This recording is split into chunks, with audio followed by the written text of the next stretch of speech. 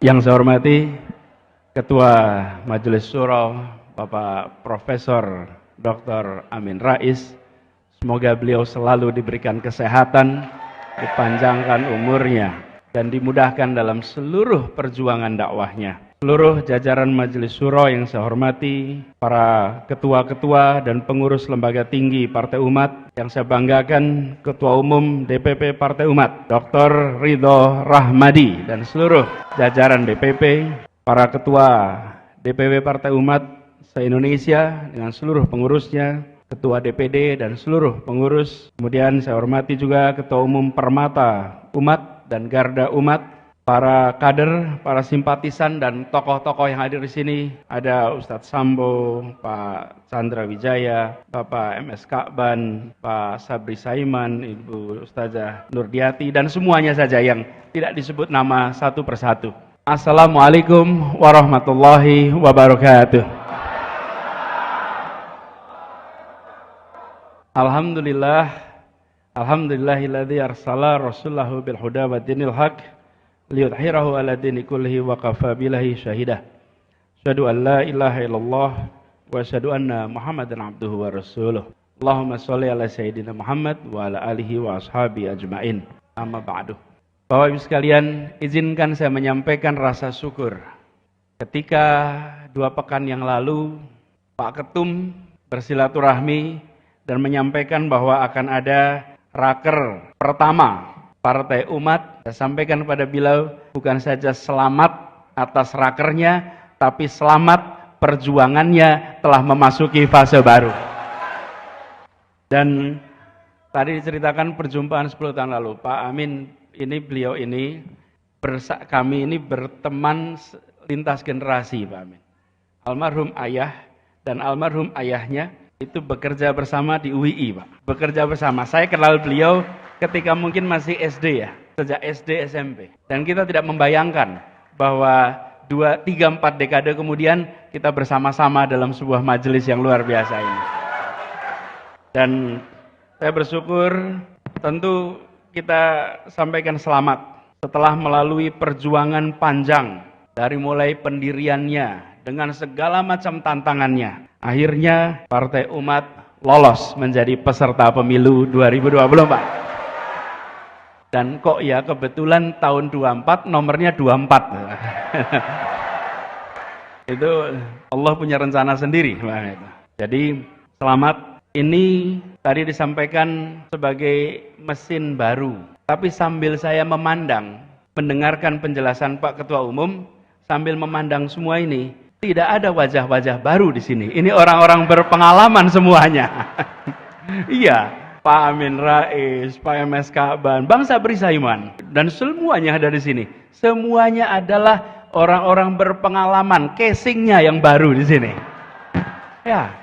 Tapi semuanya punya rekam jejak perjuangan. Bukan datang tanpa rekam jejak. Dan itu yang kita ingin tawarkan ke depan. Tapi sekalian banyak dari kita bicara tentang masa depan, menyampaikan gagasan, menyampaikan visi dan misi. Itu baik, itu perlu. Supaya kita tahu apa yang direncanakan untuk masa depan Republik ini. Tetapi misi, visi, sehebat apapun, dia tidak kredibel bila tidak ditopang dengan rekam jejak perjuangan yang ada. Karena apa yang disampaikan sebagai visi, misi ini adalah imajinasi. Imajinasi tentang masa depan, apa yang mau dikerjakan besok. Tapi itu hanya bisa dilaksanakan bila kita melihat siapa yang bersiap menyelenggarakannya. Siapa yang membawa rekam jejak yang bisa membuktikan bahwa rencana itu bisa dilaksanakan. Misi itu bisa dilaksanakan. Visi itu insya Allah bisa jadi kenyataan. Karena itu ketika di sini berkumpul bersama dengan sebuah misi yang cukup tegas, melawan kezaliman dan menegakkan keadilan, maka ini bukan sekedar misi, tapi ini ditopang oleh orang-orang yang membawa rekam jejak perjuangan selama ini. Jadi kalau mengatakan akan melakukan A, tapi yang mau melakukan tidak memiliki rekam jejak untuk mengerjakannya, bagaimana kita bisa menyatakan ini kredibel? Okay? Karena itulah yang perlu didorong adalah justru menjelaskan bahwa yang membawa misi ini, yang mengemban misi ini adalah mereka-mereka yang memiliki rekam jejak yang kredibel. Dan ini sesungguhnya yang perlu didorong sekarang. Banyak di antara kita hanya membandingkan rencana. Rencana bisa dibuat seindah mungkin, tapi rencana itu adalah imajinasi. Itu adalah khayalan soal masa depan. Tetapi rekam jejak bukan khayalan. Rekam jejak adalah kenyataan. Itu yang membedakan. Nah, kita berharap sekali bahwa Partai Umat nantinya bisa menjadi salah satu penjaga utama di dalam menuntaskan semua agenda yang 25 tahun lalu dicanangkan dalam gerakan reformasi. Di mana Bapak Amin Rais menjadi bapak reformasi pada masa itu.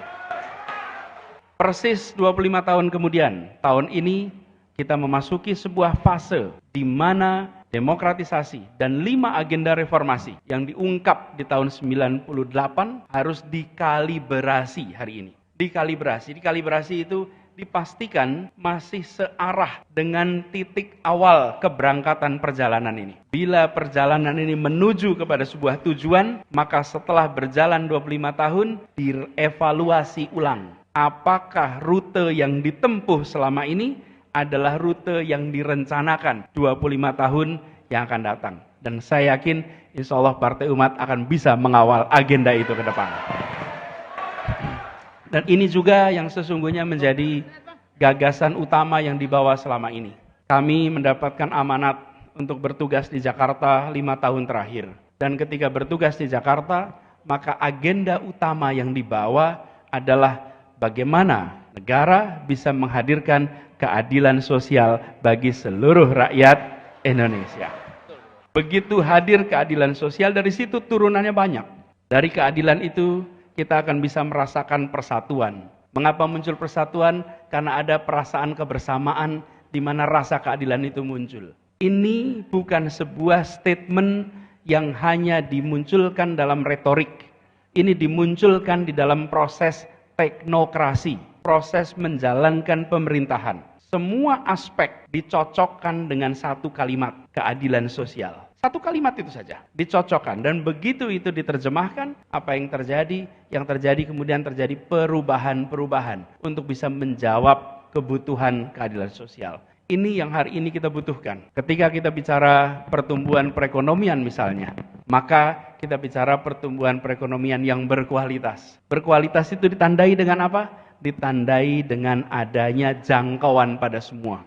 Semakin merata, maka semakin berkualitas. Semakin tidak merata, semakin tidak berkualitas. Kita bukan membutuhkan angkanya, tapi kita membutuhkan kenyataan pemerataannya. Dan ini yang harus menjadi agenda ke depan. Kalimat itu nampaknya sederhana, tapi bila itu berhenti di dalam pidato, berhenti di dalam upacara, maka masyarakat tidak akan merasakan buahnya demokrasi.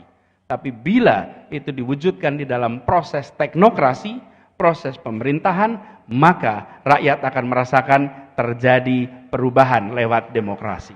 Ini yang harus kita bawa ke depan. Dan kita menyaksikan bahwa perjalanan selama beberapa dekade ini, arah dari kebijakan kita seringkali tidak menempatkan prinsip keadilan sosial sebagai prinsip prioritas di dalam pengambilan keputusan. Di sektor apapun, kalau kita perhatikan, keadilan sosial tidak menjadi prioritas utama. Dia diungkapkan, dia dikatakan, tapi dia tidak dijadikan praktek keseharian. Ini yang sudah harus menjadi agenda ke depan. Jadi membaca moto Partai Umat, saya menyaksikan insya Allah perjuangan dari mereka-mereka yang punya rekam jejak ini akan mempercepat hadirnya keadilan di Indonesia. Dan ini juga yang kemudian menjadi PR bagi semuanya. Bahwa kita ingin ada kesetaraan kesempatan, kesetaraan di muka hukum. Memastikan bahwa di Republik ini semua setara. Itulah sebabnya kita berharap sekali perjuangan ini akan bisa direspon oleh masyarakat. Kami yakin kalau melihat suasana yang ada sekarang di luar, suasana di luar adalah suasana yang menginginkan perubahan untuk hadirnya keadilan. Ini suasananya. Tapi suasana ini harus direspon dengan benar, direspon dengan baik supaya kita bisa mengawal agenda itu menjadi kenyataan. Tantangan tidak kecil, tapi kita tidak boleh cengeng. Kita tidak boleh berharap tidak ada tantangan. Di dalam sejarah perjuangan selalu ada tantangan. Tidak ada perjuangan yang tanpa tantangan, akan selalu ada. Justru penting sekali dari kita dari awal menyadari ketika perjalanan itu mendaki, maka dia akan membutuhkan energi yang ekstra. Ketika jalanan itu berliku, maka kita tahu akan banyak rintangan di tengahnya. Tapi kalau kita mau pilih jalan yang nyaman, jalan yang menghemat energi, pilih jalan turun dan mendatar. Tapi jalan turun dan mendatar tidak mengantarkan kemana-mana. Perjalanan mendaki itu mengantarkan kepada puncak-puncak baru keberhasilan semuanya. Jadi kalau di Partai Umat ini banyak tantangannya, artinya sedang jalan mendaki, Pak. Kalau jalannya itu menurun, itu santai, nggak ada tantangan, Pak. Kalau santai, ringan gitu, ini berarti jalan lagi turun. Jalan turun itu tidak kemana-mana. Tapi kalau lagi mendaki, yakinlah walaupun gelap, ini akan sampai kepada puncak-puncak baru. Bapak Ibu sekalian yang saya hormati, kita berharap hadirnya Partai Umat juga menjawab tantangan-tantangan perubahan ke depan. Ketika kita memperhatikan tantangan ke depan, maka umat, Partai Umat yang membawa nama umat, kita harus menjawab perubahan zaman. Umat Islam bukan saja menjawab tantangan yang dihadapi oleh umat Islam, tapi harus bisa menjawab dan memberikan jawaban atas tantangan yang dihadapi umat manusia. Umat Islam harus menawarkan jawaban bagi tantangan yang dihadapi oleh umat manusia. Kebanyakan kita menghabiskan energi, hanya memikirkan bagaimana menjawab tantangan umat Islam. Itu penting dan tidak dilupakan. Tapi kita harus perluas, apalagi dengan ada Partai Umat ini. Artinya mewakili sebuah komponen penting. Tantangan luar biasa. Ada tantangan objektif umat manusia. Mulai dari climate change, perpindahan penduduk dari desa ke kota. Masalah hunian, berbicara lagi perkembangan teknologi, ada artificial intelligence, ada bioteknologi, yang semuanya mendatangkan kesempatan tapi juga membawa risiko. Dan juga kesenjangan untuk mendapatkan akses atas kemudahan dan kemajuan itu semua. Kemudian tantangan kesehatan, Partai Umat hadir di masa pandemi. Bagaimana tantangan kesehatan yang luar biasa besar. Kita akan ketemu di tahun-tahun ke depan jumlah populasi masyarakat dunia yang warga lansianya jauh lebih besar daripada sejarah umat manusia sepanjang masa. Belum pernah dalam perjalanan umat manusia punya proporsi lansia yang sebesar sekarang. Ini adalah tantangan-tantangan umat manusia yang kalau kita hadir di dalam kancah ini, maka umat harus siap dengan jawaban untuk tantangan yang dihadapi oleh umat manusia. Kenapa ini penting? Karena Partai Umat menyebut soal politik gagasan. Partai Umat menyatakan politik gagasan sebagai pegangan, bukan sekedar hadir membawa prinsip moralitas, hadir membawa platform keumatan, tapi juga hadir sebagai sebuah partai yang membawa gagasan. Di depan sana ada menu besar yang mudah-mudahan nanti Partai Umat akan hadir memberikan jawaban. Dan kita menyaksikan pemimpinnya seorang cendekiawan, pendirinya tokoh cendekiawan yang punya rekam jejak luar biasa. Insya Allah dari sini muncul jawaban-jawaban untuk kemajuan umat manusia. Dari umat Islam kepada umat manusia. Ini yang harus kita berikan sama-sama. Bapak Ibu sekalian saya hormati, izinkan saya mengakhiri dengan sekali lagi mengucapkan selamat. Dan sekaligus kita saling mendoakan. Perjalanan kita masih panjang. Berliku mendaki. Siap kita bekerja bersama, bergandeng tangan, kita congsong perubahan untuk Indonesia yang lebih baik. Assalamualaikum warahmatullahi wabarakatuh.